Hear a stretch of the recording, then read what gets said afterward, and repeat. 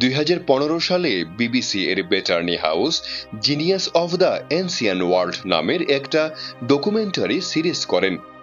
অতি গুরুত্বপূর্ণ মিনি এই সিরিজের একটা পর্ব ছিল বুদ্ধকে নিয়ে। বেটারনি হাউস দেখিয়েছেন প্রাচীন দুনিয়ায় সবচেয়ে প্রভাব বিস্তারকারী তিনজন মানুষের মধ্যে প্রথম ছিলেন গৌতম বুদ্ধ। পৃথিবীতে এত মহাপুরুষ থাকতে গৌতম বুদ্ধের এত প্রভাব বিস্তারের কারণ কি ছিল, সেই তথ্যসূত্র নিয়েই আমাদের আজকের আয়োজন।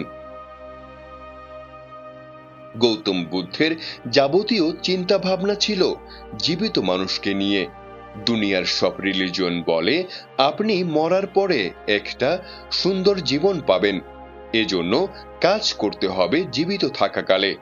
কিন্তু গৌতম বুদ্ধ বলেন মরার আগে যদি রাগ, দেশ, মোহ পরিহার করা যায় তাহলে আপনি দুঃখ থেকে মুক্ত হবেন। আর এই দুঃখ থেকে মুক্তি লাভ করাকে বলা হয় নির্বাণ লাভ।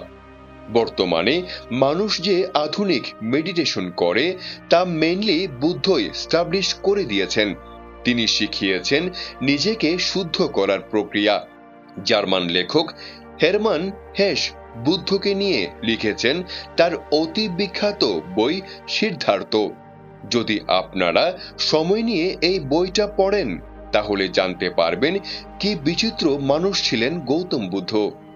সত্য হলো বুদ্ধ যা বলেছেন সেটা একটা ফিলোসফি বা দর্শন, কিন্তু মানুষ যেহেতু মহামানবদের স্মরণ রাখতে চায় এবং প্রচলিত ধ্যান ধারণার বাইরে ভাবে না, তাই তারা বুদ্ধকে এনে বানিয়ে দিয়েছে ধর্মগুরু।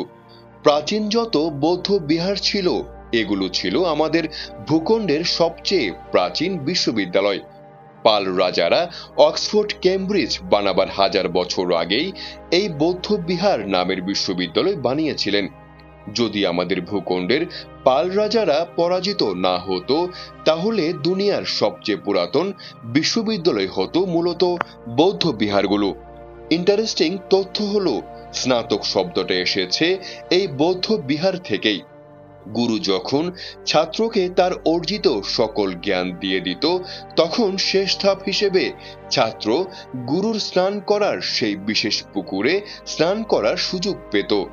তারপর তাকে বলা হতো তোমার স্নাতক আজ সম্পন্ন হলো। আমরা অনার্সের সার্টিফিকেট হাতে পেয়ে যে আহ্লাদ করি এটা মোটেও ইউরোপ থেকে আসেনি, এসেছে স্বয়ং বুদ্ধের আইডিয়া থেকে।